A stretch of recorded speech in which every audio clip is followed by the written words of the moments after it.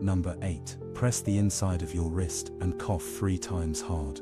This step is not widely known, but it can help you in a critical moment. With your thumb, press firmly on the inside of your wrist, right on the spot where you feel your pulse.